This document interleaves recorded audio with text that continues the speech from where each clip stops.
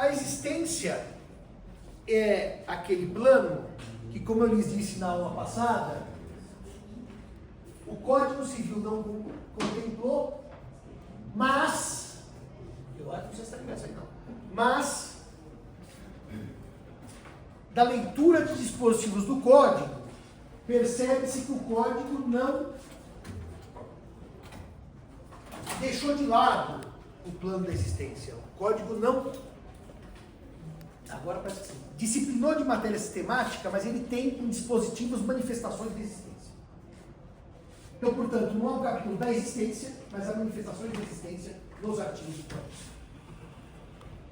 E, portanto, aquela teoria que eu lhes expliquei na aula passada, do professor Silvio Rodrigues, ao tratar do casamento de pessoas do mesmo sexo, dizendo que o plano de existência era perigoso e inútil, é uma leitura hoje superada do direito civil, que até pouco tempo, não sei se ainda era seguida somente pelo professor Tartucci, e a maioria dos autores efetivamente trabalha existência, validade e eficácia. A existência reúne os elementos mínimos do suporte fático. Ou seja, o negócio jurídico existe se tiver parte, se tiver objeto, se tiver forma e se tiver vontade. Portanto, presentes esses 4 elementos mínimos, o negócio jurídico existe. É por isso que, na aula passada, quando eu lhes contei daquela escritura pública que tinha a vontade do vendedor, a vontade do comprador, o preço havia sido pago, mas não havia assinatura do tabelião, e o juiz reconheceu como inexistente aquela escritura, o juiz errou, porque tinha parte, objeto, forma e vontade. Existente ela era. O que ela era inválida. Portanto, reunidos os elementos mínimos, o negócio jurídico existe. Quando o negócio não existe? Normalmente, quando ausente a vontade. Se não há vontade, não há negócio. É por isso que uma escritura pública em que falsifica-se a assinatura do vendedor, eu me passo por outra pessoa que eu não sou. Eu assumo uma pessoa que eu não sou, para conseguir fazer um negócio jurídico fraudulento. Inexistente a vontade do vendedor real, inexistente o negócio jurídico de venda e compra. A doutrina, com base no direito penal, costuma dizer que caso haja coação absoluta, não a violência moral, a violência física, que eu seguro a mão e impeço o sujeito de voltar na Assembleia. Esses casos são de inexistência. A coação por violência física não geraria sequer a existência da vontade. Para os civilistas que leem o Código, coação gera anulabilidade, está escrito em todas as letras. Isso é uma leitura, a partir do direito penal, de que a coação absoluta, chamada vis absoluta, seria tão, vamos dizer, maculadora da vontade, que é como se a vontade não existisse. Há um grande debate, por causa do direito penal, quando eu falo, põe na sua cabeça, na arma e fala, bolso ou a vida. Você tem tecnicamente uma escolha? Claro, tecnicamente sim. Eu quero morrer ou entregar a bolsa. Mas os penalistas dizem que essa escolha é tão teórica que ninguém vai entre sobreviver e entregar a bolsa, eu vou entregar a bolsa e não vou morrer. Que é uma escolha que tecnicamente é inexistente. Porque a vontade é inexistente. Com uma arma na cabeça, você não tem uma escolha real. Uma escolha real teria na coação relativa, quer ver? Ou você me vende as cotas, ou eu vou amanhã tacar fogo no seu carro. Tá bom, é um bem material, eu tenho uma resistibilidade, mas a arma na cabeça ninguém tem escolha real. Então a coação absoluta geraria inexistência. Esse é um grande debate entre os civilistas, que a coação absoluta geraria inexistência. E com relação à forma do negócio jurídico, evidentemente que para ele se materializar, alguma forma ele terá, certo? Verbal, escrita, mas alguma forma, algum substrato em termos de algum substrato material, ele vai ter ninguém vai ter para se exteriorizar. Ninguém vai formar um contrato por telepatia, por exemplo, ainda não. A gente não forma. Então essa forma pode ser escrita, pode ser verbal, pode ser gestual. O leilão, os contratos se formam gestualmente. Quando eu faço assim, eu estou concordando com a proposta. Portanto, esses 4 elementos devem estar presentes.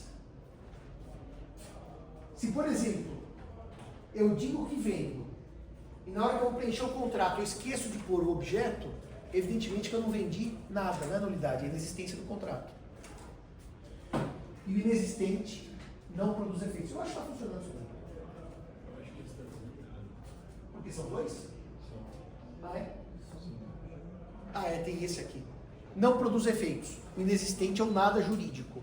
O inexistente não pode sofrer um processo de convalidação, porque o nulo ou anulável é o 25. O inexistente é um nada jurídico. O que não existe não se convalida. O que não existe não produz efeitos. O que não existe é um nada jurídico. Tem algum artigo, Simão, que fica claro que o código fala em existência? É interessante que os 2 artigos que eu vou citar para os senhores, ele fala em subsistência de negócio jurídico. Um deles é a chamada reserva mental de não querer. Na reserva mental de não querer, eu declaro algo que eu não quero. E é uma questão interessante, que se eu declaro algo que eu não quero, a outra parte pode ou não perceber que eu declarei o que eu não queria. Vou dar um exemplo aos senhores. O exemplo vem do livro do Ferrara. Ele diz assim: se eu tenho um amigo que está às portas da morte, cheio de dívidas, e para que ele morra tranquilo, eu quero dar uma tranquilidade, falo para ele assim: fique tranquilo, vou lhe emprestar para quitar todas as suas dívidas. Eu não quero emprestar, mas eu declaro que quero. Se a parte destinatária da declaração percebe que eu estou fazendo aquilo ad vietatem, diz assim: tudo bem, já entendi, você quer que eu morra tranquilo, você não quer emprestar dinheiro nenhum. O negócio não subsiste. A outra parte percebeu que era zero mental. Eu fazia aquilo sem querer fazer. Se a outra parte não percebe, o negócio subsiste. Então, Eduardo, se subsiste, o código diz vale ou não vale, certo? Diz existe ou não existe. E, portanto, o plano anterior é o da existência. O negócio em reserva mental percebida pela outra parte não existe. O negócio em reserva mental não percebida pela outra parte existe. E por que o código não trata como validade? Porque escolheu tratar como existência. Se fosse com validade, ele punha das nulidades ou das anulabilidades. A reserva mental. Basta não tem lá, por exemplo, coação, lesão como anulabilidade. Não tem lá simulação como nulo. Ele podia pôr. E não. Onde está a reserva mental? Antes das invalidades. Na teoria geral do negócio jurídico. E é tão interessante isso, que existe uma história que eu li. Qual o livro que eu li essa história? Eu não sei qual livro, mas eu li essa história, porque eu adoro ler essas histórias de política do Brasil. E o Juscelino, antes de ser presidente da República, ele tinha muita amizade pelo Horácio Laffer. E ele teve o apoio do Horácio Laffer na eleição presidencial. Só que o Horácio Laffer adoeceu. Estou tentando lembrar onde que eu li isso. Bom, já não lembro mais. Adoeceu e ficou muito mal. E o Juscelino, já presidente eleito, foi procurar o Horácio Laffer e disse assim: meu caro, eu não acredito que você está nessa situação. Eu tinha como expectativa nomear um ministro. E ninguém sabe se ele foi lá de petato ou ele ia nomear de verdade. O Horácio Laffer se recuperou, bateu na porta e falou: cadê meu ministério? E ganhou o ministério. Porque, nessa hipótese, a reserva mental não percebida gera efeitos jurídicos. Quando, em 2003, se aposentou em 1º de abril, Luiz Moreira Alves, nós não, organizou-se um curso lá no Renaissance, Reforma do Código, 2003, o código estava no início de vacácio, de vigência, e eu presidi uma mesa com o ministro Moreira Alves. E eu falei para ele, ministro, tem esse exemplo do empréstimo ad petate, mas como é que o senhor exemplificaria para os seus alunos o que é a reserva mental de não querer? Ele falou assim, irmão, você quer saber qual é o melhor exemplo de reserva mental de não querer? É quando a mãe fala para o filho, isso é exemplo do Moreira Alves, tá? Filho, vai tomar banho. Ele faz a figa atrás e diz assim, estou indo, mamãe. Na verdade ele está dizendo, não vou tomar banho de jeito nenhum.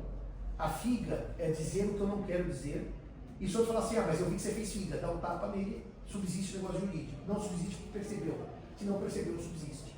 É o artigo qual? 111 ou 112 do Código? Ou 110? O 110 acho que é o silêncio. Mas enfim, está na teoria geral. O que aconteceu com esse dispositivo? A doutrina acabou assemelhando esse dispositivo à ideia de simulação. Mas por que aqui não é simulação? Porque a simulação pressupõe um combinado entre as partes. Aqui não. Eu declaro o que você percebe, eu não percebo o que eu não queria. Mas não é que a gente combina. A simulação tem esse pressuposto. Combinarmos alguma coisa.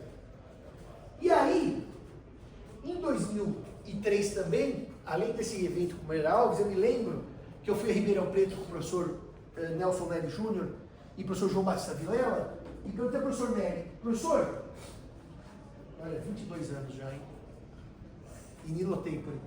Se eu precisar dar um exemplo para meus alunos de um negócio jurídico inexistente, eu posso citar a reserva mental, porque o professor Nery é especialista em reserva mental. Ele publicou um livro, ele estudou na Alemanha e publicou um livro só sobre reserva mental. Ele falou exatamente, a reserva mental está no plano de existência. Quando percebida, ela não existe. Agora, na reforma do Código, para minha surpresa, o professor Tartucci colocou a reserva mental como invalidante do negócio jurídico, no projeto 4/25. E eu disse para ele, mas Tartucci, isso aqui não bate. A professora Rosa está na condição, isso aqui não bate. O professor Nelson sempre disse que era hipótese de inexistência e não de invalidade. Vamos manter a existência. Como o professor Tartucci tem birra com a existência, como eu falei agora há pouco, ele disse assim, não. O professor Nelson e a professora Rosa, na obra deles, mudaram e colocam agora como inválido o negócio de reserva mental. Eu confesso que eu não li essa versão nova da obra. Historicamente, o professor Nelson defendia a inexistência. Se eles mudaram para inválido, eu também não vou testemunhar, porque eu não sei. Mas eu sei que a professora Rosa aceitou colocar a reserva mental do projeto como causa invalidante e não como causa de inexistência, como tem hoje.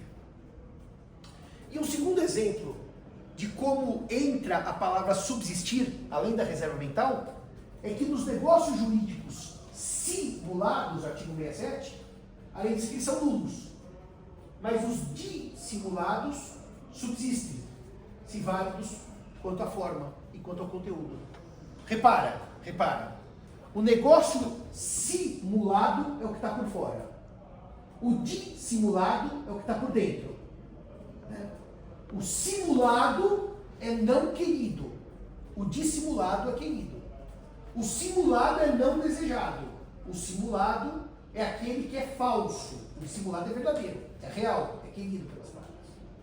Então, quando o Código Civil, no artigo 67, da simulação relativa, diz que o negócio simulado é nulo, mas o dissimulado subsiste, se válido quanto à forma e ao conteúdo. O que ele quer dizer com isso? No velho exemplo batidíssimo da doutrina.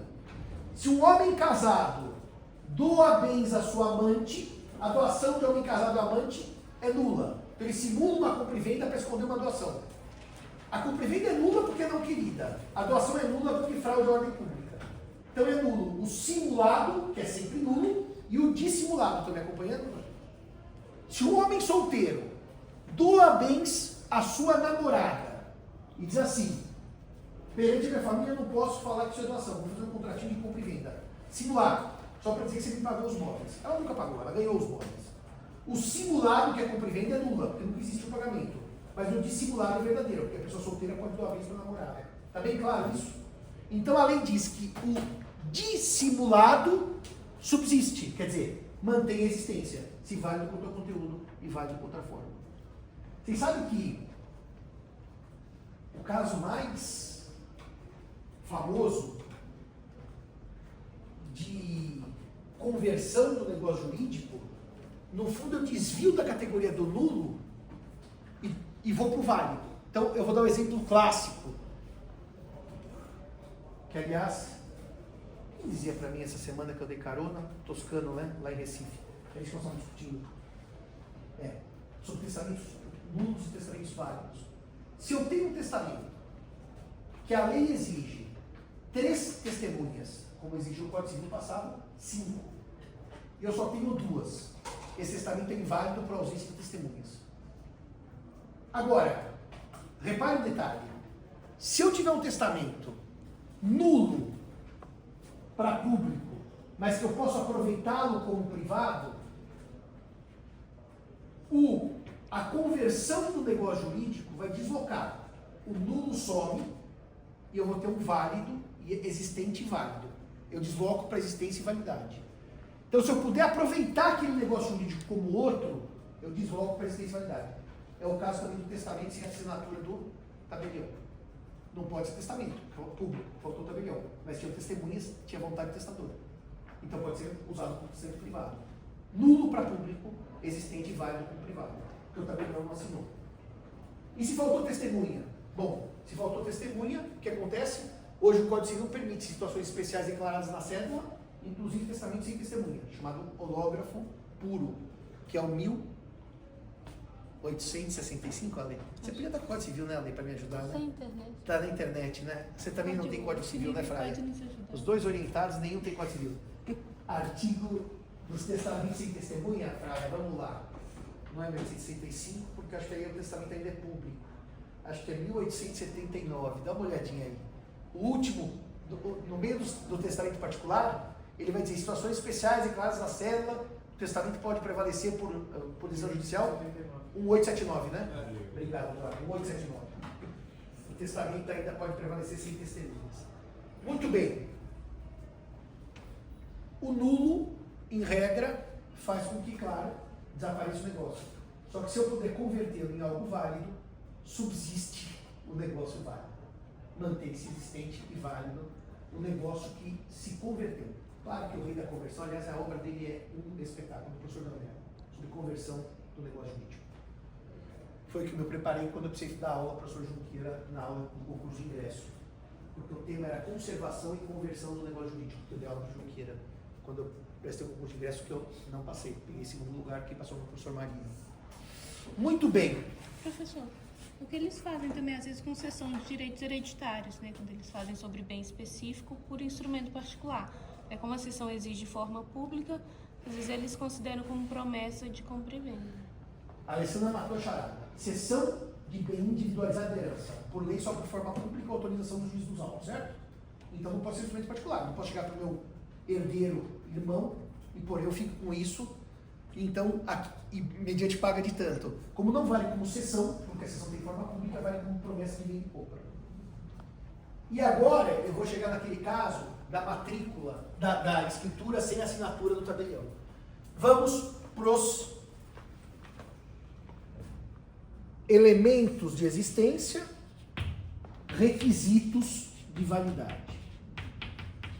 Aqui, o substantivo ganha adjetivos.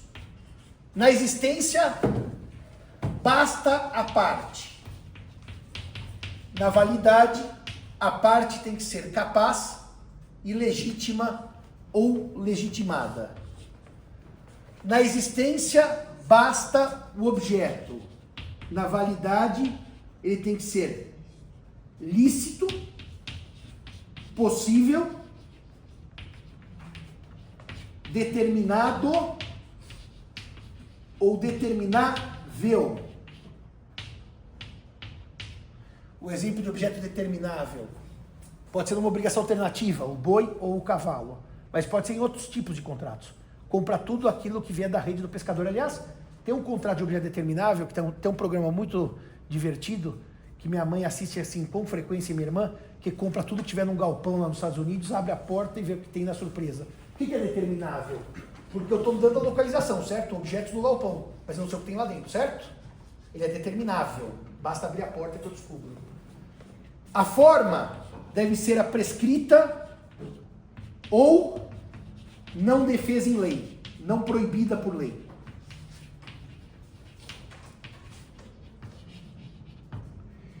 E a vontade deve ser uma vontade livre. Se a vontade tiver peias, se a vontade tiver algum tipo de limite, algum tipo de vício, não prevalece a validade do negócio jurídico. Portanto, quando eu faço uma escritura pública e peco na solenidade, que é a assinatura do tabelião, aquilo não vale como escritura pública, mas não é inexistente. E foi por isso que, aplicando a tese da conversão substancial, o desembargador Zé Osório Azevedo Júnior, a época então desembargador, disse: a escritura existe como promessa de venda e compra. E como o preço foi pago, foi quitado, e tudo foi feito direitinho, ou seja, prestações cumpridas, aquilo produziu efeito de venda e compra. E, olha o que ele fez, invalidou a decisão declaratória de inexistência e disse: aquela escritura sem essa do tabelião vale como promessa e produziu todos os seus efeitos. Manter-se no registro. E ressuscitou toda a cadeia registral que o juiz tinha anulado, dizendo: se é inexistente, não pode ter sequência registral. Ele reviveu com base na conversão substancial do negócio jurídico. É por isso que os senhores percebem que, quando eu tenho um vinho no restaurante e pergunto para o garçom: posso experimentar? Ele fala assim: vem dar de gusto, veja se você gosta. Ninguém pode dizer que não existe contrato, porque tem partes, objeto, forma e vontade. E ninguém pode dizer que, até eu dizer se eu gosto ou não gosto, esse contrato é nulo ou anulável, porque tem todos os requisitos de validade, certo? O problema está no plano da eficácia. O plano da validade, ele é de longe o mais complicado do negócio jurídico. Ele é o plano mais tortuoso, ele é o plano mais sinuoso. Vou fazer algumas notas sobre o plano da validade dos senhores e depois a gente vai partir para, talvez, a distinção mais interessante, que é o que é nulo e o que é anulável no sistema. Primeiro, não basta que a parte seja capaz. Além de capaz, ela tem que ser legítima ou legitimada. Alguém sabe me dizer o que significa esse segundo adjetivo, legítima ou legitimada, para falar da parte? Não basta ser capaz? Alguém sabe do que se trata isso? Ela tem que poder celebrar o negócio.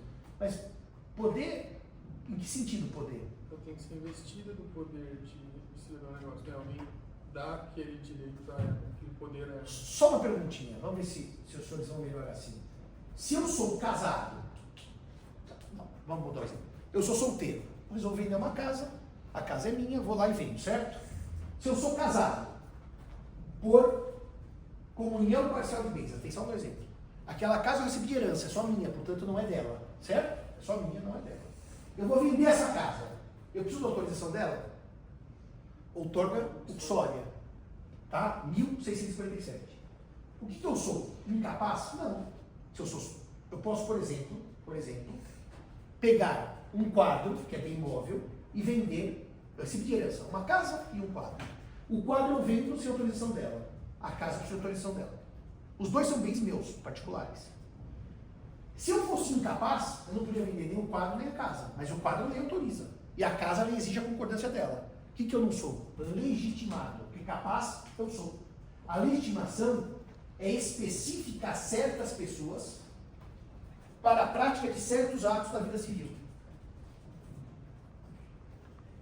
Ou seja, a incapacidade é genérica. Se eu sou incapaz, eu não vendo nem quadro, nem casa. Não é o caso, porque eu posso vender o quadro. Mas para vender a casa, eu preciso da autorização do cônjuge. Então eu sou não legitimado para certos atos da vida civil. A lei retira, senhores e senhoras, parcelas de liberdade. E diz: você não pode praticar isso, porque você está nessa situação. Tem mais um exemplo, tá? Por exemplo, o tutor e o curador não podem comprar bens do pupilo do curatelado. Eles são incapazes? Claro que não. Eles não são capazes que eles gerem patrimônio alheio. Mas tem falta de legitimidade para comprar bens de quem? Do seu protegido, vamos chamar assim. Mas eles podem comprar bens dos terceiros. O exemplo mais famoso de falta de legitimação é a da outorga uxória ou marital, que a gente chama no gênero outorga conjugal, do 1647 do Código Civil. As pessoas casadas que não pelo regime de separação total de bens, que não pelo regime de separação absoluta de bens, sob a outorga para venda de bens imóveis. O que é uma coisa curiosa, né? Porque hoje em dia que a fortuna é imobiliária, eu posso com um clique vender R$1 milhão em ações, sem o meu cônjuge precisar dar palpite, mas não posso vender uma casinha que vale a R$30 mil. O mundo continua o código com a proteção dos bens de raiz, tá? Dos imóveis. Eu posso doar as ações que eu recebi do meu pai, de R$1 milhão, separação total de bens. Eu não sei quem invada a legítima, mas enfim. Eu não posso vender a casinha de 30 mil sem autorização. Eu posso doar, mas não posso vender. Doar bens móveis, mas não posso vender imóveis. Apesar que aí na doação vai ter o problema da inoficiosidade, que o cônjuge herdeiro é necessário, mas vamos pensar que não invadiu a legítima, tá? Para não dar um exemplo que dá confusão. Mas o exemplo mais famoso de falta de legitimação ou legitimidade no código, e que é aquele que eu acho mais bonito, é o 496 do Código Civil, não é a lei? Da venda de ascendente para descendente? Porque o 426 é dos pacta corvina. 496 do Código Civil, que trata da venda de ascendente para descendente.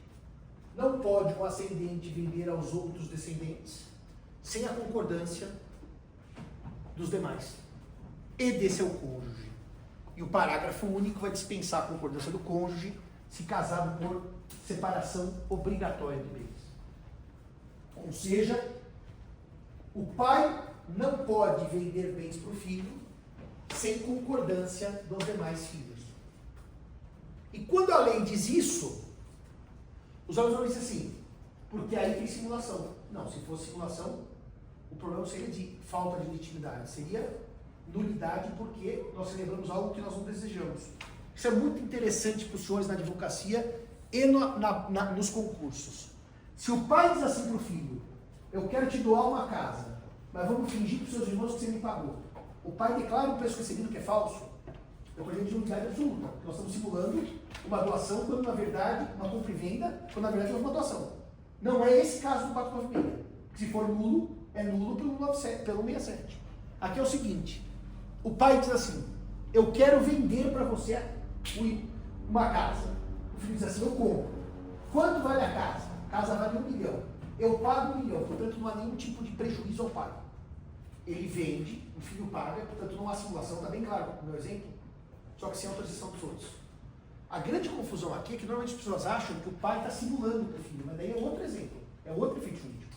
Se o pai finge que recebe e o filho finge que paga, vocês estão de acordo com esse negócio é nulo de pleno direito pela simulação do 167? Aqui não, tá? No 496 o pai paga, o pai recebe, tem que receber. E daí mesmo assim a lei exige a concordância dos outros descendentes, né? Esse artigo 496 é um exemplo de falta de legitimação. Olha que coisa curiosa. Se o senhor tem um irmão e seu pai resolve vender a casa, não para o seu irmão, mas para um amigo, não precisa consultar nenhum dos dois. Ele vende. Se for para o seu irmão, o senhor precisa assinar. É legitimação. Não é falta de capacidade. Para ele é capaz. Só que não tem legitimidade para vender para o filho sem a concordância dos outros. E esse dispositivo é um dos dispositivos mais difíceis do Código Civil. Quando eu dou aula de contratos, eu perco 1h30 só nesse artigo. Na compra e venda, porque esse é o artigo mais difícil do Código Civil. Quem é o legitimado? Quem não é legitimado? Qual é o prazo para anular? Qual que é a diferença para a simulação? Esse dispositivo ele merece toda uma interpretação sistemática. Por que a lei dispensa na separação obrigatória, mas não dispensa na separação convencional?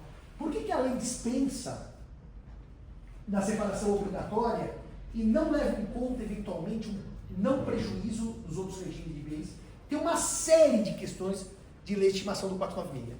Eu me lembro há muitos anos isso, mas há muitos anos isso, 2010, 2011, que uma certa pessoa tinha aqui um único bem. era uma casa.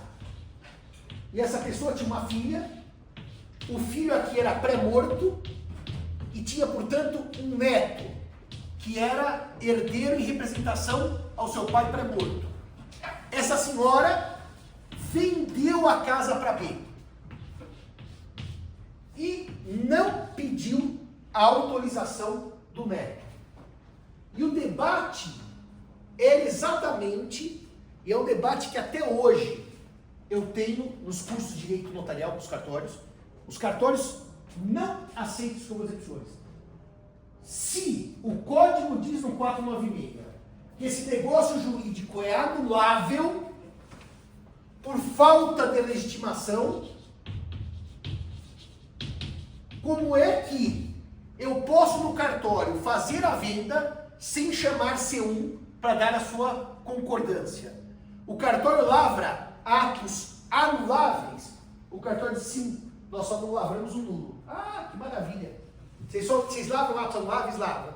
Então, se eu chegar e perguntar para vocês, é com sua livre e espontânea vontade está doando? Não, eu estou sob coação relativa. É anulável igualzinho. Você lavra? Ah, não, aí eu não lavro. Ah, então é assim. As anulabilidades o cartório escolhe. Quando ele gosta da anulabilidade, ele lavra. Quando ele não gosta, ele não lavra. Chegou menor de 16 anos sem a mãe para doar um imóvel. Não tem representação, não tem assistência. Vocês lavram a escritura? Claro que não, professor, porque é anulável. Ah, mas então por que no caso do 496 vocês lavram? Ah, porque um caso é um caso, outro caso é outro caso. Daí no último evento que eu participei, uma tabeliã levantou a mão, muito nervosa, eles ficam nervosos, por isso que eles perdem dinheiro com isso aqui. Eles ficam nervosos. Ah, professor Simão, o senhor está dizendo isso daí, mas eu criei uma tese para explicar por que eu lavro alguns anuláveis e não outros. Eu falei, porque a senhora ganha dinheiro. Ah, não é isso, é claro que é isso. É claro que é isso. Quando a senhora ganha dinheiro, a senhora lavra. Quando a senhora acha que vai dar rolo para a senhora não lavra. É esse o critério, chama-se critério agentário. Porque ou o cartório lavra atos anuláveis, então eu vou aparecer lá e falar assim, estou comprando por dolo. Não, não vou lavrar, sua vontade vai livre. Mas aqui também o problema é de forma. O efeito jurídico é o mesmo. Então olha que bonitinho que os cartórios fazem. Quando o vício é formal e dá anulabilidade, eles lavram a escritura. Quando o vício de vontade, não. Eles escolhem quais atos eles lavram. O que é um absurdo. Porque ato anulável não se lavra. Fala, Alessandra. É a mesma coisa. A Alessandra é advogada dos cartórios e ela tem sempre muito interesse em proteger os clientes dela. Fala qual que é a sua proteção que você faz para os seus clientes. Não, eu só ia comentar que o exemplo mais comum que a gente vê isso é a outorga uxória. Eles não fazem ser a outorga do cônjuge, mas quando é com relação à competitividade ascendente, eles são. Isso é pura verdade. Se você vai fazer uma venda de do marido para o terceiro, sem a mulher, ah não, sem outorga a gente não lavra. Mas se é de pai para filho, sem autorização a gente lavra. É o mesmo caso, com o mesmo efeito, anulabilidade. Os efeitos são iguais. O efeito do 1649, na outorga ausente, é a anulabilidade. O efeito do 496 é a anulabilidade. Só que uns eles lavram, outros eles não lavram. Não pode lavrar ato anulável. Mas de qualquer maneira, o 496, como é o artigo mais lindo do código, o último livro que eu li como monográfico dele é dos anos 80, do Adail Lourenço. Você conhece esse livro? Esse livro é uma preciosidade. Adail Lourenço. Ele faz uma grande reflexão sobre o artigo do Código 16, evidentemente, né?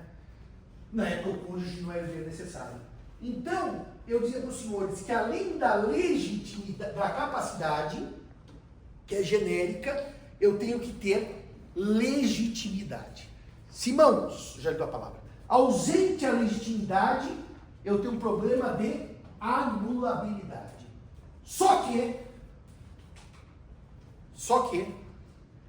a lei pode deslocar a ausência de legitimidade para mera ineficácia do negócio jurídico. Para mera ineficácia do negócio jurídico.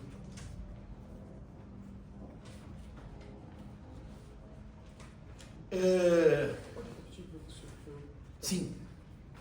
A ausência de legitimidade gera a anulabilidade como regra. Mas o código pode deslocar a ausência de legitimidade para a mera ineficácia. Eu já dou um exemplo. Fala. No código passado também, esse caso era de nulidade, né? E a simulação era de anulabilidade, não é? Ele dizia nulidade no antigo código? Acho que não, hein? Não?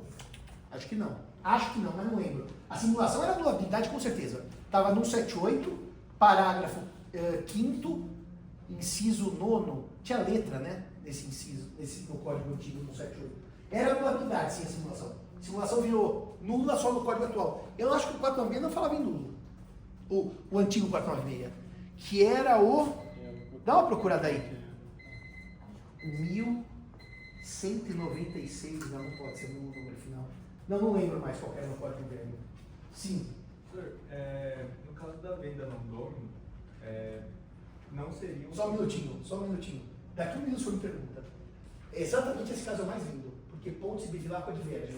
Você foi ótimo, você falou que eu não ia nem falar disso. Qual que é o exemplo de falta de legitimação que desloca para o plano da eficácia? Ela é meramente ineficaz e não inválida. É a venda de coisa comum sem respeito do direito de preferência do condomínio. No caso de eu vender a minha parte, claro que eu não posso vender o do outro, se eu vender do outro, eu estou vendendo algo que não é meu, que daí a venda não domina. Mas se eu vender o que é meu, sem respeitar a preferência do condomínio, então eu e minha irmã herdamos uma casa, tudo bem? A casa vale 1 milhão, tudo bem? Eu quero vender a minha parte, que é 500 mil. Tem que dar preferência à minha irmã. Se ela quiser, ela fica na frente do terceiro, certo? Eu vendo para um terceiro e não dou preferência para minha irmã. A minha irmã pode entrar com uma ação, depositar o preço, 500 mil, que o terceiro pagou para mim, e tomar a casa. Por que isso não é invalidade? Porque ela não vai pedir para anular a venda que eu fiz ao João. Ela vai tomar do João a metade da casa e passar para ela. Ela não vai desfazer a venda. Eu não vou voltar a ter casa para ela tomar a minha parte. Ela vai depositar nos autos o que João me pagou e tomar a casa do João. Portanto, a venda do condômino sem preferência não gera anulabilidade, gera direito de preferência, gera eficácia no campo da preferência.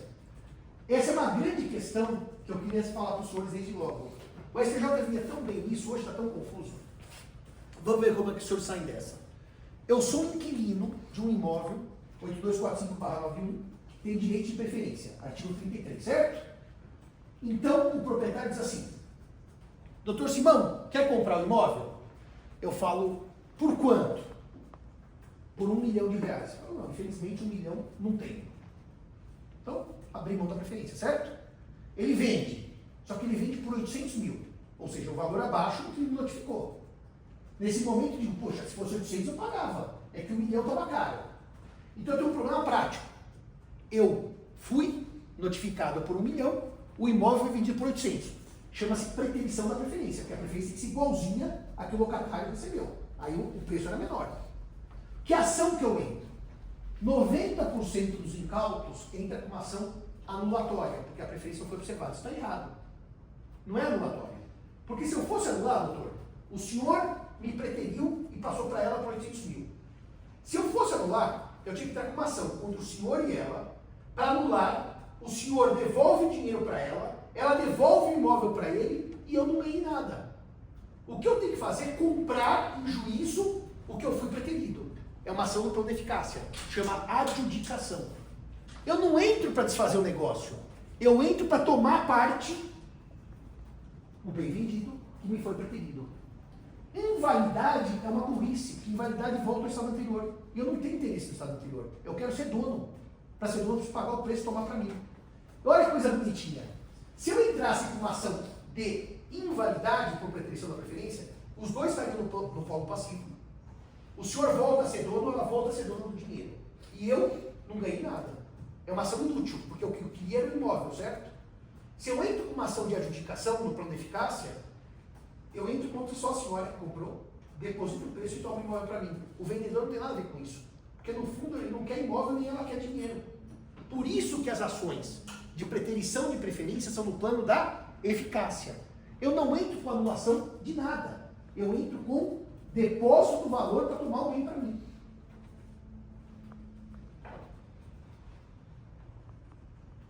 Vamos falar da chamada venda não domina, já que o senhor perguntou. Eu achei que... Qual que era? É o 1132. 132. Ele dizia nulo, é? Então ele fala não podem, os ascendentes não podem vender aos descendentes sem que os outros descendentes... Então não pode é nulo. Pelo Só código que eu antigo acho não que pode é a nulo. simulação era anulável, É. então resolvi aqui na nulidade. É. Aí o código atual ele... Inverteu. É. Mas eu não sei, Felipe, eu não lembro mais A gente pode olhar isso daí. Se a doutrina, apesar de não pode, resolver isso no plano como anulável nulo. A gente precisa estudar. Porque não pode é nulo. Mas eu não lembro mais isso. O tempo passa, né? O código já morreu há quantos anos? 20 anos, né? A gente já não lembra, 22, a gente já não lembra mais. Muito bem. O senhor fez uma pergunta muito interessante. A venda por quem não é dono é um problema de existência, validade ou eficácia? Eu chego e digo assim, Alessandra, você quer comprar esta mochila que pertence ao Eduardo? A Alessandra diz, quero comprar essa mochila. O senhor pode dizer, como o Simão vendeu o que não era dele, o objeto é ilícito, que está vindo coisa alheia. Logo, a venda e compra é nula. Essa é a solução do Bevilacqua. Bevilacqua sempre defendeu que a venda non domino gerava nulidade por ilicitude do objeto. Tudo bem? Mas prevaleceu na doutrina e na jurisprudência Pontes de Miranda. Pontes de Miranda vai dizer, com base nos legados de coisa alheia, que eu posso fazer um testamento dizendo assim, deixo a mochila que hoje pertence a Eduardo a Alessandra, desde que na data da minha morte eu tenha comprado a mochila de Eduardo. Eu posso comprar essa mochila. Certo? Entre testar e morrer. Se o senhor faz uma venda para a non domino, é venda por quem não é dono, não é a quem não é dono. Claro, você só vende a quem não é dono. Ninguém vende para si próprio. Então a venda a non domino por quem não é dono, ela é uma venda ineficaz. O que significa isso? Eu posso dizer, Alessandra, estou lhe vendendo a mochila de Eduardo. Mas você é uma coisa estranha. Fica tranquila. Eu tenho uma opção de compra que eu vou exercer. Hoje não é minha, mas daqui 30 dias vai ser minha e eu te entrego. Claro que se eu compro bem alheio e eu não recebo, porque o bem continua alheio, ineficaz o contrato. Por que é mais útil, o senhor vai me responder agora, tratar como Pontes, e a doutrina hoje acho que quase não tem mais dúvida, trata como ineficaz do que como inválido, como tratava Bevilacqua como nulo. Qual é a utilidade dessa leitura jurídica? Não sei, eu acho que, assim, no caso do exemplo que o senhor deu, só faria mais sentido se fosse em casos de promessas, por exemplo. Não sei se a venda em si... Mas o senhor não concorda que economicamente é melhor poder vender bem alheio, que facilita as transações, do que falar quem vendeu bem alheio é nulo, o contrato não produziu um efeito? Ou seja, não é melhor tratar como ineficaz do que como nulo para permitir que ele se eficacize com o tempo? Mas aí depois... Deixa eu ver um detalhe. Um detalhe. O senhor e a sua irmã são únicos herdeiros da propriedade. Tá? E eu quero comprar. O senhor está joguinha para vender. Sua irmã não. O senhor concorda que o senhor vendendo bem alheio, que o senhor convenceu no meio do caminho, ao invés de nulificar o contrato e precisar começar tudo de novo, porque afinal, quando eu comprei o bem era dos dois e eu comprei a parte dela, esse contrato produz totalmente efeitos, ou senão os efeitos são cessados, é mais prático economicamente ele ganhar efeitos do que ser nulo e começar tudo de novo. E se não ganhar, não ganhou. Reparem, no caso do senhor vender a fazenda inteira, que era sua e da sua irmã, por Bevilacqua é nulo esse contrato. Mesmo que ela concorde depois, tem que fazer um novo contrato, porque o nulo não se convalida. O ineficaz é simples. Ganhou eficácia onde antes não tinha. É mais útil ao sistema ineficaz. Pode falar. Entendi isso, professor, mas por que seria, por exemplo, inexistente? Porque você não tem um elemento da vontade. Mas é que aqui, na venda a non domino, quem vende coisa alheia, tecnicamente seria inexistente, eu estou vendo coisa que não é minha. Mas o direito trabalha como invalidade para Bevilacqua, ineficácia para Pontes, exatamente por causa da operação econômica. Tá? É uma opção jurídica do sistema. Não faz sentido pegar a venda non domino e tirá-la no plano de existência por uma razão simples.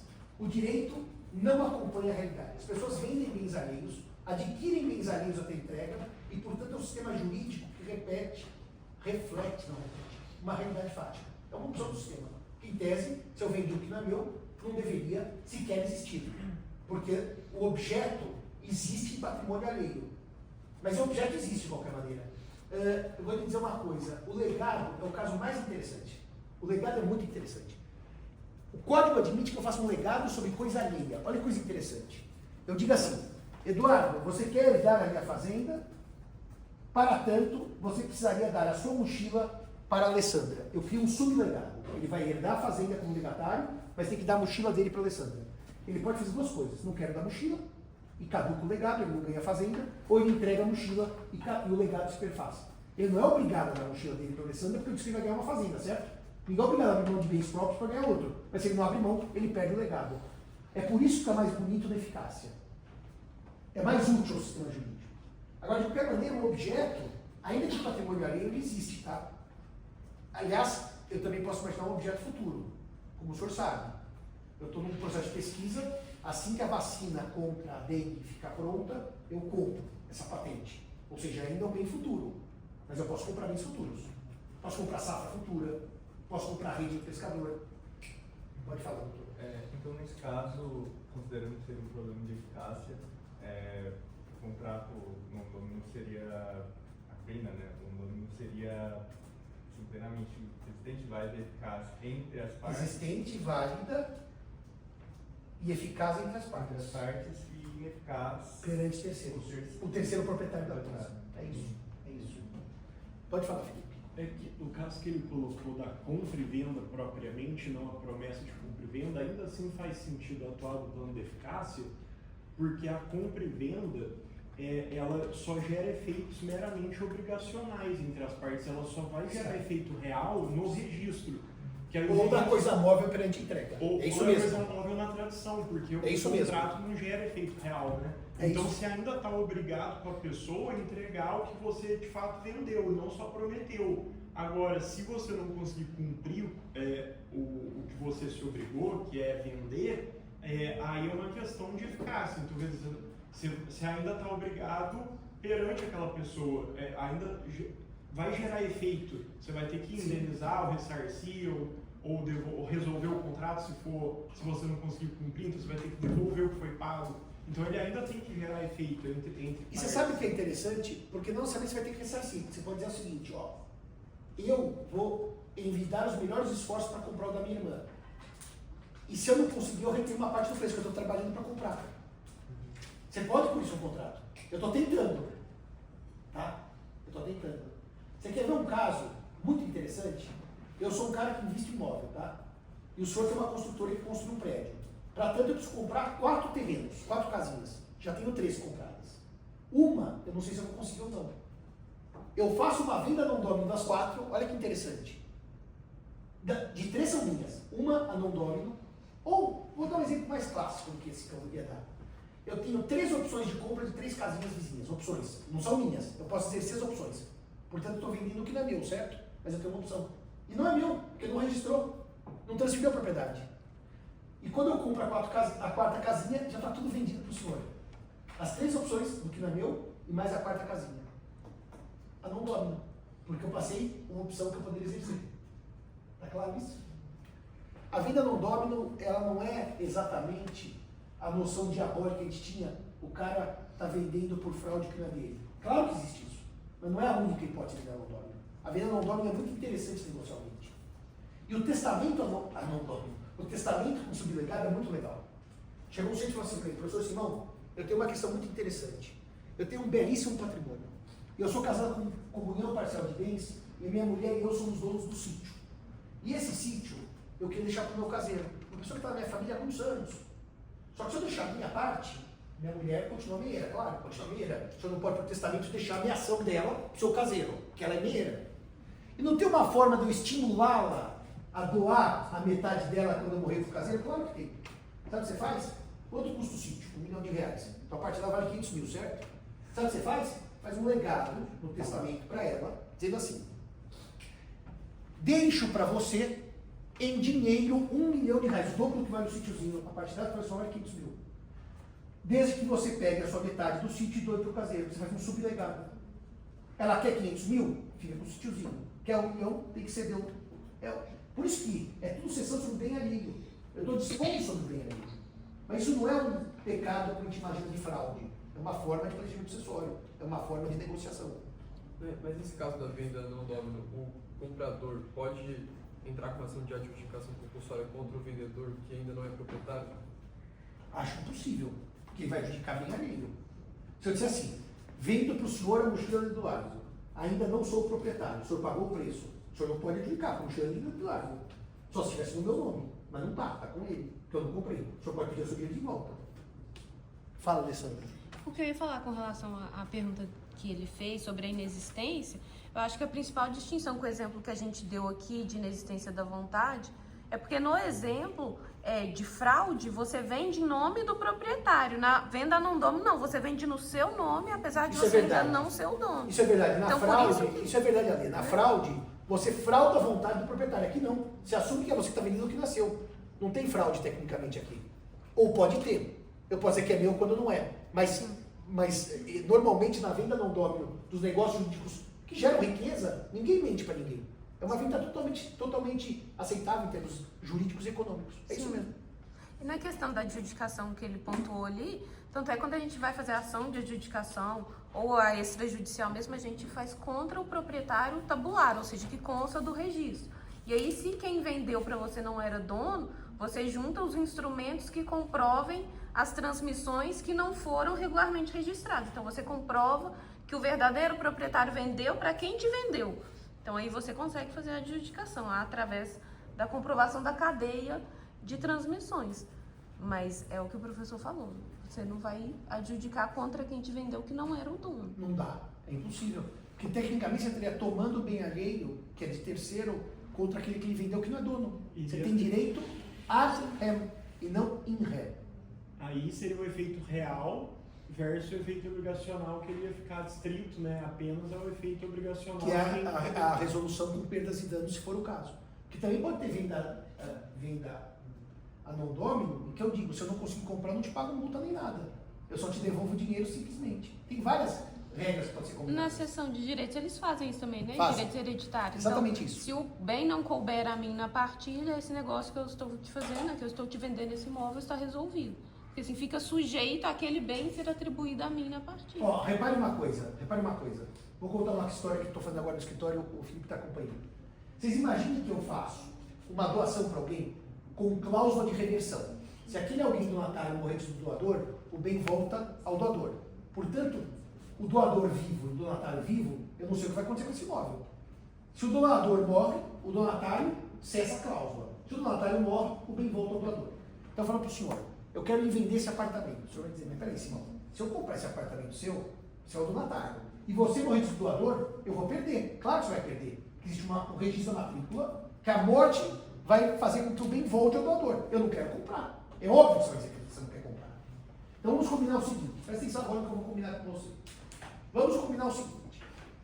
Eu te vendo, esse negócio vai pressupor confiança, evidentemente. Eu te vendo com a seguinte condição. Se por acaso eu, donatário, morrer antes do doador, o senhor vai perder o apartamento. Então nós vamos ter um acordo que meu espólio te devolve o dinheiro. Porque você vai perder com correção monetária. O senhor fala, tá bom, eu gosto. E se o doador morrer antes? Bom, a propriedade se aperfeiçoou na minha mão e é claro que ele pode ir para a sua sem nenhum problema. Esse tipo de negócio não é a non domino, quem está vendendo é dono, mas tem o risco da reversão. Então nós estamos combinando os efeitos de uma reversão. No fundo, o que vocês estão dizendo é que se houver ineficácia, vai ter que voltar ao estado anterior da reversão. Ou na non domino. Os dois exemplos são iguais. Havendo um certo fato jurídico, vai voltar ao estado anterior. E por isso que quando essa minha amiga quis vender esse apartamento, ninguém quis comprar. Por uma razão óbvia. Todos os advogados dizem o quê? Mas se o tio dela, que é o doador, morrer antes, o imóvel volta para o doador. E quem vai comprar o imóvel assim? Com esse risco? Eu acho que aí não é evicção, né? Porque a evicção pressupõe perda da coisa em razão de decisão judicial ou de ato de autoridade administrativa. Aí não. É um efeito de desfazimento natural do contrato, que é a reversão. Natural, é escrito. Quem se morreu antes do donatário volta para o doador. Aí não é evicção. E está na matrícula, né? Ou seja, tem eficácia perante terceiros, porque está escrito lá. Bom, existência, validade. Sobre... Eu posso falar que a venda non domino é uma venda sobre condição suspensiva? Não. Não. Quer dizer, aí, essa aula está parecendo aula de mestrado. Vamos devagar. O problema da condição suspensiva é que o código diz que eu só posso chamar de condição elemento decorrente da vontade das partes. Se o desfazimento é ex lege, não pode ser condição. Mas eu posso eleger como condição contratual. Eu posso colocar de forma Posso. expressa que as partes sabem. Então eu vou te responder com mais calma. Se a gente eleger aquilo como condição contratual, como espelho da nossa vontade, é uma condição suspensiva. Se não, a venda não é sob condição suspensiva. Por quê? Porque eu, inclusive, pago o preço. Estaria mais para uma resolutiva, em tese, se eu paguei o preço na venda non domino. Sim. Ou pode ser suspensiva, não produz efeito algum até eu adquirir o bem do terceiro. Mas condição é elemento acidental que decorre da vontade, nunca da lei. A lei, em tese, não impõe condição suspensiva. É uma situação de suspensividade, porque condição decorre da vontade. Todo mundo chama de condição, mas tecnicamente não é condição. Porque o código diz que condição decorre da vontade. Tá? Mas a gente chama de condição suspensiva. Mas aí pode ser suspensiva ou resolutiva, dependendo do caso concreto. Se há ou não pagamento. E depois você fala dos frutos. É lindo isso aí. Bom, mas para a gente não se perder tanto, senão eu vou passar o semestre inteiro, isso me lembra o famoso caso do sapateiro. Em 1996, que eu estava no quinto ano, eu fiz uma matéria de processo civil, que ele falou assim, nós vamos passar o semestre a cada semana resolvendo um caso. E tinha o famoso caso do sapateiro. Eu sei que nós começamos a discutir o caso do sapateiro para competência. Nós acabamos o semestre discutindo da competência. Ele falou assim, primeira competência, internacional ou nacional, 6 aulas. Depois, Justiça Federal ou Estadual, mais 6 aulas. Acabou o semestre, nós nunca chegamos nem na ilegitimidade de parte do sapateiro da decisão. Isso aqui vai ser igual ao sapateiro, vai dar a última aula e falar assim, bom, então no plano de eficácia e o resto do curso? Não, não tem curso nenhum. Bom, sobre a ilicitude do objeto, o artigo 426 diz que não pode ser objeto de contrato herança de pessoa viva. Se vocês lerem o 426 junto com o 166, que traz as hipóteses de nulidade, acho que é o inciso 5º que vai dizer, quando a lei diz não pode vedar taxativamente a prática, o negócio é nulo. Por isso que o Felipe leu a antiga redação do artigo, que falava não pode. Não pode é nulo. Não pode ser objeto de contrato e herança de pessoa viva. Os chamados pactos sucessórios ou os pacta corvina. E hoje, esse tema está muito em voga.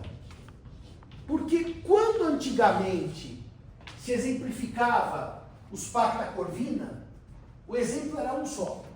Alguém apertado chega para alguém que tem dinheiro e diz assim, você quer comprar o meu quinhão na herança do meu pai?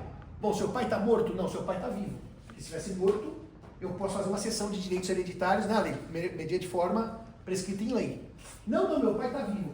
Então não posso comprar a herança do seu pai. Porque, tecnicamente, se eu estou vivo hoje, eu não tenho herança, certo? Eu tenho patrimônio. Herança pressupõe morte. Tanto que não pode ser objeto de contrato herança de pessoa viva, tecnicamente é um erro. Por quê? Porque herança só tem com a morte. Até eu falei para aqui, eu acho melhor não mexer, porque esse tema é bastante difícil. Deixa assim. E daí vem uma pergunta para os senhores. Bom, mas se não pode ser objeto de contrato herança de pessoa viva, eu não posso nem doar nem vender a herança que hoje eu não tenho, porque meu pai não está vivo. Isso está tranquilo. Qual foi o grande problema disso, senhores? Por isso que essa matéria é mais interessante para os debates. Se eu tenho uma situação em que eu me caso por separação total de bens, aquela do cartório, chamada separação, não obrigatória da lei, é do cartório, que eu vou lá e escolho no pacto. Chama trato de notas, pacto antinupcial, separação total de bens. Qual é o problema disso hoje? Que por regra sucessória, 1829, se eu morro casado por esse regime de separação total, que é o do pacto, o meu cônjuge concorre com os meus descendentes, certo? Tudo bem até aqui?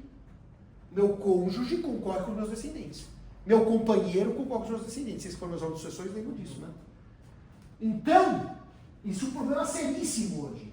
A pessoa diz assim, eu quero me casar. Quantos anos você tem? 60. A outra, 60. Somos ambos divorciados, com filhos, todos muito bem de vida, queremos nos casar. Qual que é o regime para evitar confusão? Evitar confusão quer dizer, não tem briga.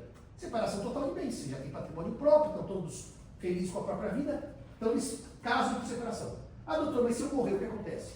Os seus filhos herdam com ela. Os seus filhos herdam com ele. Ah, bom, mas então depois da morte vai estar confusão patrimonial? Não vai, porque o código criou chamada concorrência sucessória. Ah, mas eu não quero isso. Bom, você não quer isso, então não casa. E nem tem união estável, porque o código criou concorrência para os casados por separação total de bens.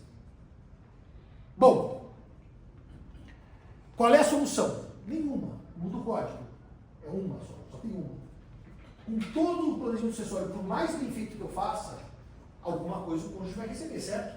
que ele concorre com os descendentes. Não tem jeito de tirar o cônjuge, porque o código não quis deixar o cônjuge à míngua. E hoje o companheiro entrou na concorrência. Depois da repercussão geral 809 do STF. Então os senhores vão me dizer assim, Simão, mas não tem jeito, o cônjuge vai concorrer? Vai. E não tem como o cônjuge renunciar à herança do outro? Não. Porque também ninguém renuncia à herança de pessoa viva, porque não há herança ainda. Há uma expectativa de direito. Ah, mas o código diz que não pode ser objeto de contrato. A renúncia não é contrato. Qual a diferença entre a renúncia e o contrato? Qual a diferença entre a renúncia e o contrato? Renúncia unilateral. E o contrato é bioplurilateral. Bom, então o que eu vou fazer? Eu viro ao pacto antinupcial na hora de me casar. No tabelionato de nota, na hora de me casar não. Antes de me casar, no pacto, não no momento do casamento. Não, no processo de casamento. E falo assim no cartório. Lá no seguinte pacto, olha. Lá.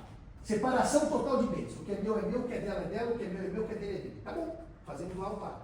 Escreve aí também. Desde já, os cônjuges renunciam ao direito de herança do outro. Bom, mas está no pacto. Então ela é uma cláusula de um acordo. Está no pacto. E o pacto é assinado pelos dois. Da mesma forma que eles escolhem a separação total, eles escolhem uma renúncia recíproca de herança. Bom, então está no contrato. Ah, mas a renúncia é um ato unilateral. Mas que nasce de um acordo. Portanto, ela é cláusula de um acordo. Senhores e senhoras, quantas vezes a gente faz uma transação em juízo que uma das partes renuncia ao direito? A renúncia faz parte de um acordo, de uma transação. A transação é bilateral, contém uma cláusula renunciativa. E daí eu disse, não pode, isso é nulo. E daí surgiram muitas teses. Por quê? Porque o brasileiro tem uma coisa, ele é criativo. A lei diz A, ele lê B. De tanto repetir o B, parece que a lei diz B e não diz A. E aí, o Mário Delgado e o Rolf Madaleno, de tanto dizer B, conseguiram. Aqui na corregedoria, e eu sou fã número 0 desse desembargador, assim, eu acho ele o máximo como jurista, que é o Loureiro, que é o corregedor atual do TJ. O Loureiro até mandou mensagem de voz para mim, Simão, o que você acha disso? Eu falei, pelo amor de Deus, Loureiro, não faz isso. É minha batalha de vida e eu fui derrotado. Eu vou dizer por quê. Essa cláusula de renúncia de herança, na minha leitura, fere os pacta corvina e ela é nula. E se a cláusula é nula, o pacto antinupcial com essa cláusula não é registrável, por causa da nulidade da cláusula. E os registros de imóveis se negavam a registrar os pactos com a cláusula, pela nulidade. E aí o Loureiro disse assim, uma decisão do TJ. Registro de imóveis, registre o pacto. Ele não disse assim, a cláusula é válida. Ele não entrou no mérito dos pacta corvina. Ele só disse que os pactos são registráveis. Os senhores entenderam? Não disse se a cláusula vale ou não vale. E disse assim, depois que brigue no judiciário para dar validade da cláusula. Mas isso deu força para a cláusula, né? Se o corregedor manda registrar o pacto, isso dá força para a cláusula. Claro que dá força. Apesar de ele ter dito, é para registrar, mas não sei se é válido ou não. E, portanto, eu fui vencido pelo Mário Delgado. O Mário sempre me lembra da história, no dia que nós estávamos lá em Búzios, foi o último evento que o Zeno foi com a gente. Depois ele faleceu, era no final de 18, o último evento em Búzios, né? Depois ele faleceu, não foi mais. E não teve mais evento por causa da pandemia. E daí o Zeno e eu estávamos sentados assistindo a palestra do Mário. E o Mário é um defensor, assim, assíduo dessa cláusula, dessa validade, dessa renúncia de herança e pacto antinupcial. Ele é um defensor assíduo. E o Mário defendeu, os anos falaram assim, Simão, isso não dá, Simão, isso não dá. Falou, não sei dizer, isso não dá. Nós somos economistas de isso não dá. Quando acabou a palestra, eu falei, Mário, a sua palestra é uma destruição da vedação aos pacta corvina. Por quê? Porque, senhores e senhoras, nós vamos pôr um pacto antinupcial sem lei que permita uma renúncia de herança de pessoa viva. É isso. Ah, não estamos renunciando à herança, estamos renunciando à concorrência. Isso é outro tema, depois eu trabalho com os senhores. Enfim, nesse ano de 2024, eu fui derrotado pela decisão da Corregedoria de São Paulo, que permitiu o registro dos pactos com a renúncia prévia de herança. O que eu tinha feito? 2022, 21, 22. A liberdade econômica é 19, né? Foi antes, então. Foi antes.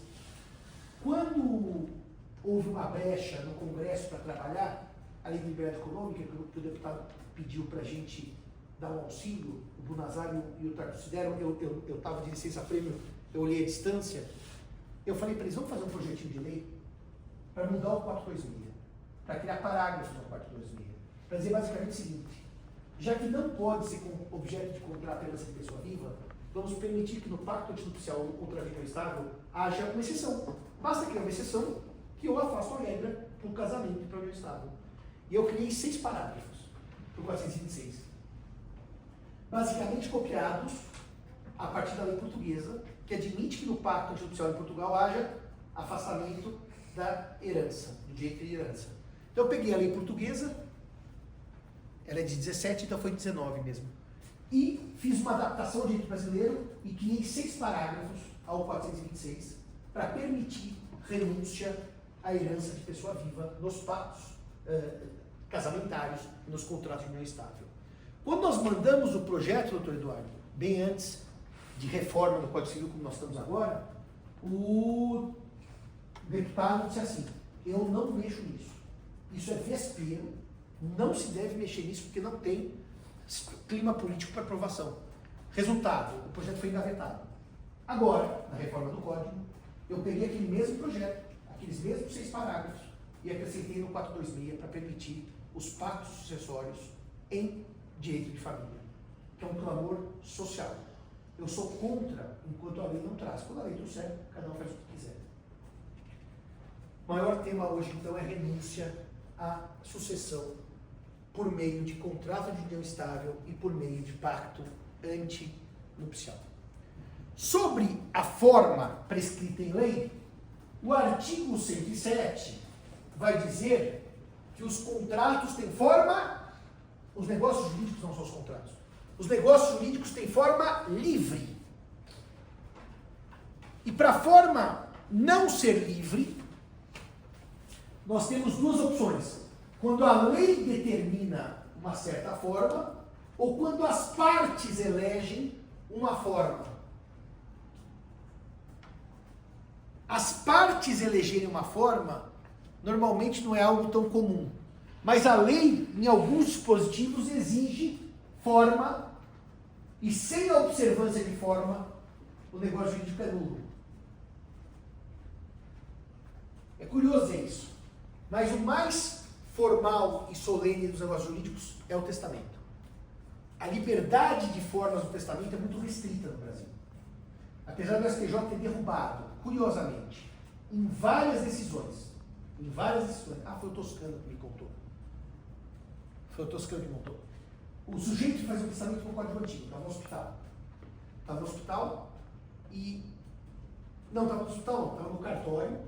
E o Código Antigo exigia 5 testemunhas. 5 testemunhas. Testamento público. 5 sentadas, começou um testamento. Uma delas era oficial de justiça. Chegou no meio do testamento e disse assim, eu vou lá fazer uma citação por hora certa, eu já volto e já assino o testamento. E saiu no meio do testamento e voltou. Pelo princípio da unicidade do procedimento testamentário, qualquer interrupção, até se faltar luz no cartório, tem que começar do zero. Não pode começar de onde parou. Tem que voltar e apagar o procedimento. Quando voltou o oficial de justiça, já tinha acabado a lavratura, ele assinou depois. Na briga, levaram para o tribunal isso daí. Uma das 5 testemunhas não estava presente no ato todo, 4 estavam. O juiz invalidou o testamento. Hoje isso não aconteceria. Hoje não aconteceria porque o STJ tem flexibilizado a forma testamentária bastante, principalmente com testemunha, se faltou alguma coisa. Mas enfim, o mais solene e formal dos negócios jurídicos é o testamento. Então, o testamento, ao contrário da liberdade de formas do 107, ele é extremamente solene e rígido nas suas formas. E qualquer forma inobservada geraria nulidade, apesar do STJ ter flexibilizado isso. Vocês querem ver uma das coisas mais complexas? O testamento do cego tem que ser lido 2 vezes. Uma pelo tabelião e uma pelo testemunho de sua confiança. O Código é expresso nisso. Né? Daí é um debate. A lei, o Estatuto da Pessoa com Deficiência, teria revogado esse dispositivo ou não? Ou seja, esse dispositivo que diz cego e não deficiente visual, deficiência visual tem graus, todos nós temos óculos ou lente, temos alguma deficiência visual. Agora, a do cego ela é aquela possibilidade absoluta de leitura. Por isso que a lei não pode chamar de deficiente visual, tem que chamar de cego. Senão qualquer pessoa com óculos teria que pensar dupla leitura. Mas e uma pergunta, né? Quando a lei diz que o cego só tem testamento válido, se for lido 2 vezes, uma por um tabelião e uma por uma pessoa de sua confiança, a dupla leitura não ocorre. Esse testamento é válido ou não é válido? Em tese, nulo, que faltou uma solenidade testamentária. Ah, mas as pessoas do Estatuto da Pessoa com Deficiência que defendem essa leitura é preconceituosa com o cego. Torna o cego menos protegido, menos pessoa humana, com menos liberdade. Então tem que cair. Daí tira um debate que eu não vou entrar aqui. Proteção versus discriminação. Se vocês enxergarem a dupla leitura do testamento do cego como discriminação, tem que cair. Como proteção, tem que ficar. É uma questão de formas de leitura do direito. Agora, os contratos, ao contrário do testamento, em regra, tem forma livre. Mas o próprio código traz algumas exceções relevantes que a ausência de forma torna nulo o contrato. Por exemplo, o contrato de fiança, diz o código, dar-se-á por escrito. Não existe fiança verbal. Quer dizer, não existe. É nula a fiança verbal. Existe. É nula a fiança verbal. Então, olha que bonitinho. A locação, doutor Eduardo, pode ser verbal, certo? A lei não existe forma escrita para locação. Mas a fiança só pode ser em contrato escrito.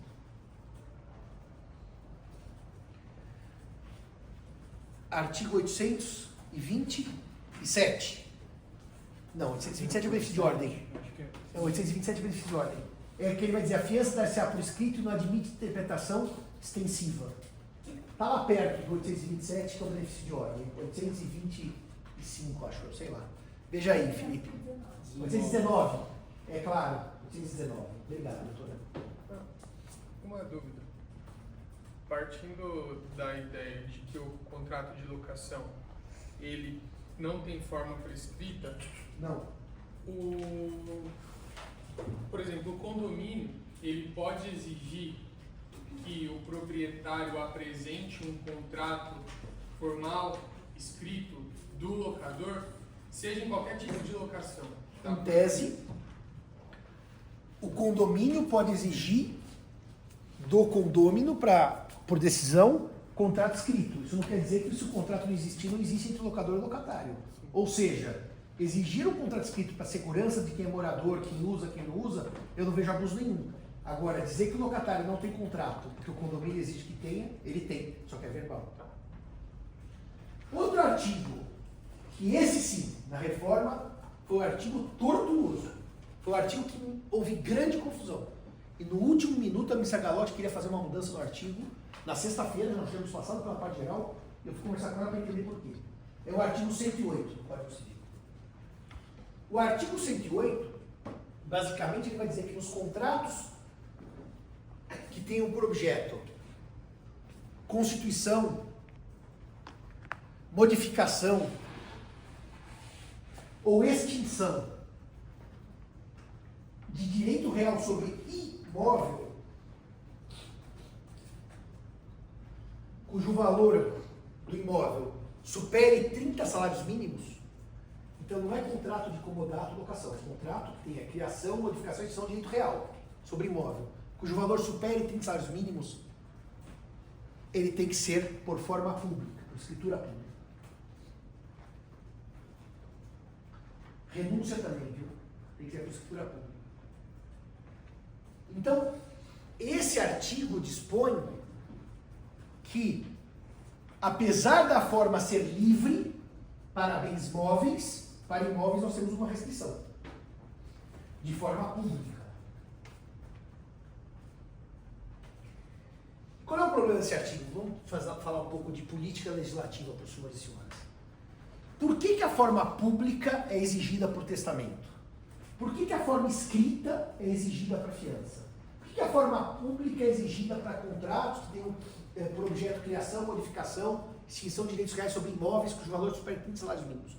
Qual é a vantagem da forma e qual é a desvantagem da forma quando, vamos dizer, o sistema torna a forma mais rígida? Qual é a vantagem e qual é a desvantagem de uma rigidez formal do sistema? Pode falar. A vantagem principal seria a publicidade, a garantia da estabilidade jurídica. Não, mas espera um pouquinho só. É só uma notinha. Estabilidade jurídica que decorre do quê? A estabilidade decorre de qual princípio que está sob ela? Não seria da publicidade? Segurança. A grande questão da forma rígida é que quanto mais rígida, em tese, mais seguro o negócio jurídico. Vamos fazer aquele exemplo da televisão. O casamento em Las Vegas e no Brasil. Você toma 12 casas em Las Vegas. Aqui no Brasil você tem proclama, tem certeza, é isso que você quer. Quanto mais solenidade, mais atenção eu tenho para o negócio jurídico. Aliás, tem coisa mais gostosa do que comprar segunda solenidade, livro no estante virtual por um clique, você vai comprando. Depois chega em casa aquela pilha, ah meu Deus, não pensei direito, já foi. Quer dizer, tem arrependimento e tudo, mas eu nunca me arrependo porque eu sempre quero os livros. E as pilhas vão subindo, né, doutor Eduardo? Agora veja, quanto mais solene, mais rígido. Mais reflexão, mais segurança. O senhor falou sobre publicidade. Isso é muito interessante. Isso é muito interessante. Mas eu já vou voltar à publicidade. Qual é a desvantagem da solenidade? Quanto mais difícil, menos negócio se celebra. Vamos dar um exemplo muito simples e idiota. Se para entrar no metrô precisasse assinar um contrato escrito, era um caos social. Porque ninguém ia tomar metrô, são 5 milhões de pessoas por dia. Então a solenidade também trava o negócio. Ninguém vai comprar um pão de queijo em 5 minutos de intervalo e vai ler um contrato sobre compra e venda do pão de queijo. Você dá o dinheiro e o pão de queijo vai embora. A solenidade tem essa vantagem e a desvantagem, que ela trava o negócio jurídico. E aí, eu poderia narrar longamente o debate que nós tivemos lá na reforma do Código sobre o 108, porque o 108, ele não deixa de ser uma garantia que o cartório, que vai fazer escritura pública, dá sobre maus vendedores que querem prejudicar os compradores, principalmente em loteamentos do interior. Se eu não tiver escritura pública, qualquer coisa que esteja escrita no contrato, o loteador pode exigir do loteado, do comprador do lote. Se há um controle estatal via delegação para o cartório, eu coíbo abusos na venda de lotes. Por isso que eu sempre fui a favor do 108 ser ampliado para toda e qualquer compra e venda. Desde que isso gerasse uma contrapartida, desconto para quem fosse comprar. Então, eu conversei com os cartórios, notas, e falei, qual é a melhor proposta para o 108? Qualquer imóvel se vende e compra por escritura pública. Mas se for abaixo dos 30 salários mínimos, tem que ser uma escritura pública por um preço módico. Um preço mínimo. E nós conseguimos pôr no projeto que haverá uma redução de preço da escritura pública, o quê? 50%? Foi isso que nós fizemos, né? Se for abaixo de 30 salários mínimos, né? O que vai dar um valor basicamente ridículo. Que 30 salários mínimos, hoje são 45 mil, para 1.500 salários mínimos, já não, aproximadamente, né? Dá 45 mil reais, seriam imóveis com menos desse valor. O que é um valor também, hoje, claro, que eu só estou pensando em propriedade, não posso. Eu não estou pensando em comprar imóveis em áreas de ocupação. É um valor baixo para o Brasil, 45 mil reais, para imóveis. Bom, as construtoras queriam liberar os 200 salários mínimos do Minha Casa Minha Vida, para que elas não precisassem passar pelos cartórios, para que elas fizessem diretamente as escrituras. O que, evidentemente, implicaria em uma ausência de controle do Estado em negócios jurídicos que são importantes. Quando o banco entra, só para vocês saberem, os bancos têm direito a fazer o chamado instrumento particular como força de escritura pública. O sistema de financiamento do Brasil permite aos bancos, por lei, que eles façam um contrato diretamente, sem cartório, sem cadastro de notas. Os bancos, não as construtoras. Então, os bancos, quando financiam, você não precisa passar pelo banco, pelo cartório, para levar registro. O próprio contrato de financiamento é registrável. Normalmente o banco faz o quê, senhores? Cria uma propriedade fiduciária, ele vira dono, eu viro um mero possuidor e aquilo é levado a registro. Possuidor, não. Eu viro um devedor fiduciário, vai. E o banco credor fiduciante, vamos aos termos corretos. Queriam aumentar isso para Minha Casa Minha Vida, os 200 salários mínimos. O que deixaria na mão das construtoras uma grande parte das decisões contratuais. Eu votei contra, conseguimos ajustar o 103, o 108 de uma maneira bonita. Esse artigo vai ser certamente um dos 5 mais debatidos no Congresso. Tem muito interesse econômico nesse dispositivo. E cada um puxa o cobertor do seu lado. Eu acho que as consultoras vão derrubar esse artigo pelo lobby capitaneado pelo Ibradim, que é o Instituto das Consultoras. Eles têm um lobby bem forte, que tentaram dar puxada do tapete na gente. O Ibradim sempre tenta, mas a gente até agora ganhou. Agora vai para o Congresso, já não podemos fazer mais nada. Agora, o senhor fez uma nota que talvez seja das mais interessantes. Doutor, o que dá publicidade no Brasil? A escritura ser pública ou... Não vou fazer o... O que o senhor acha da publicidade no Brasil? Como é que funciona ser algo ter publicidade? Um instrumento público, vou até sentar para o simples dessa. O instrumento público dá publicidade? Perguntar uma coisa para o senhor vai orientar um cliente. Ele fala, doutor, testamento particular ou público? Público, tem garantias, é melhor, tem menos chance de impugnação. Então ele vai até o tabelionato de notas, procura um tabelião, leva 2 testemunhas e faz testamento público. Esse testamento público é publicizado, ou seja, eu descubro que o senhor, que é meu maior amigo, fez um testamento. Fala, vou ver se ele me deixou alguma coisinha. Vou lá e olho. Não me deixou nada, acaba a amizade hoje. Eu posso fazer isso? Eu posso ver o que o senhor deixou? Não. Então ele não é público. Ele é da forma pública, mas ele é um testamento que não pode ser visualizado por qualquer pessoa. A publicidade não se confunde com a forma pública. Então vamos pôr isso nos devidos lugares. Quando o tabelião faz um testamento público, esse testamento é público, foi feito pelo tabelião, certo? Mas não há acesso público. Qualquer pessoa pode bater no cartório e falar, deixa eu ver o testamento da doutora Alessandra. Quando o senhor faz uma escritura pública de venda e compra, o senhor usou a forma pública, mas se o senhor não levar registro, no registro de imóveis não há publicidade. O que dá publicidade é o registro da escritura pública junto ao registro de imóveis. A publicidade é registral e não notarial. Falei bonitinho, André? A publicidade é registral. Porque se eu quiser fazer uma escritura com o senhor de venda e compra, certo? E combinarmos por amizade de não levarmos ao registro, ela é pública, mas não está publicizada. A publicidade para os bens móveis se dá de 2 maneiras. Registro do contrato nos títulos e documentos, ou a tradição, que é o exemplo desde Roma de publicidade. Publicidade é tornar público, tudo bem? Não é forma pública. E nos bens imóveis pelo registro no registro de imóveis. Aí o senhor troca forma pública por dar publicidade. A forma pública não dá publicidade a nada. O registro do instrumento público é que dá publicidade. Por isso, com um instrumento particular, pode ter publicidade. Basta que o registre nos títulos documentos. Só para eu entender, então, tem como, tipo assim, se fizer uma escritura pública de cumprimento de imóveis, tipo, junto com o tabelião, se assinar, fizer tudo, mas assim, eu pegar a escritura e não levar para registro, ela não é publicizada. Não, mas a pessoa, no caso de não testamento, nesse caso, a pessoa pode pedir para ver no livro se tem alguma venda e compra, porque isso daí não é direito personalíssimo. Mas ela não está publicitada, só pelo registro. Então, tipo, não teria efeitos para terceiros, né? É exatamente isso. Então, eu vou dar para os senhores 2 exemplos. Aqui o senhor falou um, eu esqueci do outro.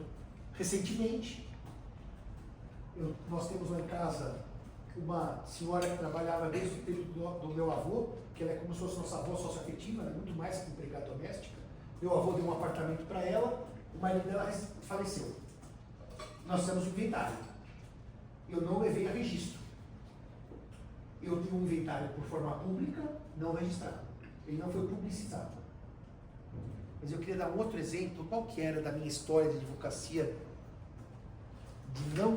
Da hipoteca? Da hipoteca, não, da hipoteca é o famoso, mas não era esse não. Eu tenho um bem mais legal de instrumento. Eu posso dar exemplo da hipoteca. O sujeito chegou, emprestou dinheiro para outro, dono de cartório, e ele fez um instrumento público de hipoteca, para ter uma garantia do dinheiro emprestado. Não levou a registro no RI. Se não levou a registro no RI, a hipoteca tem forma pública, mas não atinge terceiros, porque não foi registrada. É só efeitos interpartes. Ela é pública no sentido da forma, mas não de publicidade. O RI aqui da publicidade. Não, eu queria falar alguma coisa. Ah, se eu contar as coisas que eu não esqueci. Quando, em 1992, o Maluf era prefeito, ele chegou para o Oscar Niemeyer e disse assim, doutor Oscar, precisamos acabar o Parque do Ibirapuera. O senhor começou em 1954 e não acabou até hoje, porque era na época o Ibirapuera era do quarto centenário, 1954. E para acabar, o senhor deixou aquela ponta vazia, você vai fazer o teatro. A Marquise tem a Bienal, tem as pontas, falta o teatro. Bom, evidentemente que não havia licitação, porque era uma obra do Niemeyer, era por notória especialização, é ele que acabar a própria obra. Ele assina o contrato com o Maluf, ele faz a prestação de serviços, ele entrega e o teatro vai ser construído. Então ele faz o projeto base e o projeto executivo. E o contrato dizia que a cada 30 dias da medição ele ia receber os honorários. A prefeitura não paga. Veio o Pita, veio a Marta e ele não recebeu nada. Havia um problema aí. Qual é que era o problema? Ele trabalhou com uma equipe de assistentes. Então, do dinheiro que entrasse, ele não tinha 100%. Ele tinha um percentual. E o resto pertencia a quem fez a parte de iluminação, encanamento, ar-condicionado. Quando os dois advogados, o Hélio Penteado e o Hélio Pasta, nos procuraram, eles falaram assim, Simão, nós temos um problema, a minha e a Uieda. Nós precisamos pôr no papel esse combinado nosso com o Dr. Oscar. Ele estava muito velho, que se ele morre, se a gente receber, como é que a gente vai provar para o espólio dele que a gente tinha uma parte daquilo? O que nós fizemos? Fizemos uma planilha com cada serviço, com todos os percentuais, e onde nós registramos títulos e documentos para dar publicidade. A forma era particular, foi uma planilha que fiz no meu escritório. Todos assinaram, que conhecia a firma de todos os assinantes, Dr. Oscar Niemeyer e toda a equipe, e levei os títulos e documentos. Dar publicidade. O que aconteceu? O Dr. Oscar morreu com 104 anos, a prefeitura não pagou, o precatório durou 20 anos para ser pago.